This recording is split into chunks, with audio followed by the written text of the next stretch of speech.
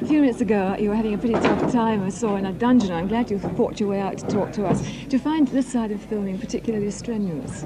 Well, no more strenuous than some of the digs I was in Manchester.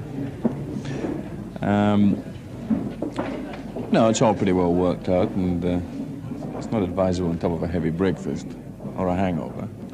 Otherwise, it's all right. This is your third James Bond picture, and I'm sure that as far as picturegoers are concerned, they could see more and more, but how do you feel about this yourself? Oh, I think it's splendid. I think it's very good entertainment. They obviously like it, and one every year, 14 months, is a sort of good, healthy issue, I think. Now, James Bond really conjures up a picture of blondes, bullets and booze. Do you find that people expect you to be like this in real life? I don't meet a great deal of people, really. I've been so busy. I'm on my fourth film in 1 year, so the chances of meeting people are pretty remote. And only other than going to the theatre or going out to a restaurant to eat or something, or driving somewhere, I leave the house 7 in the morning and get back at 7 at night. So the chances of boozing with blondes and bullets are pretty remote. Most Scottish actors start in the north and then come south. So why did you come straight down to London? Well, I doubt very much if anyone in Scotland would have employed me. They employed me, certainly, for the other jobs, but not as an actor. You know, I hadn't any real experience. And it was more a sort of giggle in London at the to join South Pacific, do the audition. Because at the time I was home on a week, down for a long weekend to London, you know, on holiday from the Evening News in Edinburgh. And so when I got the audition, they said, okay, you can come back in 3 months. So I went back and packed my bags, left Scotland, came back and joined South Pacific. And then it was into television after that?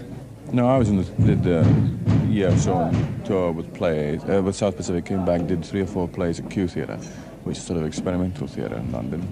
It didn't work for about 6 months, 8 months.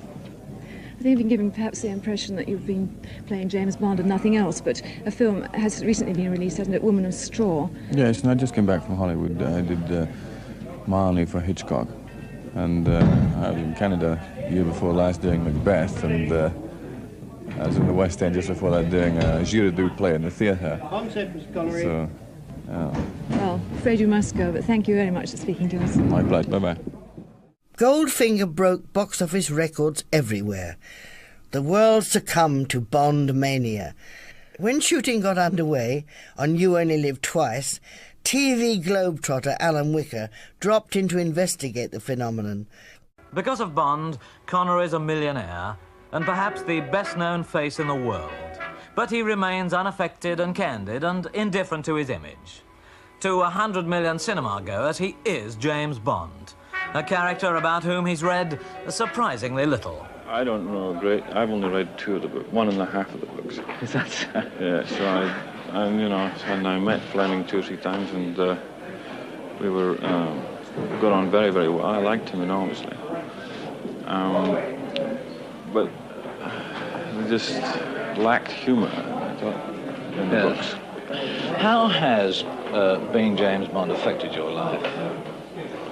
Well, this is the sort of outcome of one of the facets, and that's the, I live in Acton. We have a marvellous house in Acton, wonderful situations.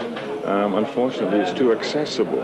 It means that people can come, you know, right up front, get in, and it's the only house in the street. It's a cul-de-sac right by a park, perfect situation, but they just come up and sit on top of the cars or come in the gate, knock at the door. It's too easy, you know, and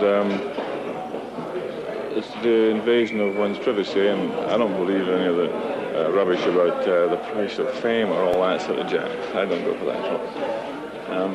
Have they been unpleasant? I mean, are people unpleasant? As a rule, no, but you get some real head cases that come round and have the most, you know, sort of absurd requests, like, it would be marvellous to come in and have tea, or could we come in and take some photographs, or could I sign on your wall, or, you know, juvenile, insane ideas. And there's only one way to solve it, is something practical, and that is not to be there. There was one cutting I read about you. It said you were relaxed and informal to the point of falling apart. Yes, that's true, at times. Well, Particularly when I'm drunk. No, that's quite endearing. I see nothing wrong with that, actually. Yeah. But no, you also said you weren't living up to your image. Yes, well, Perhaps you weren't grabbing girls in bars, perhaps, you see. Or would they pay the fines if I lived up to the image?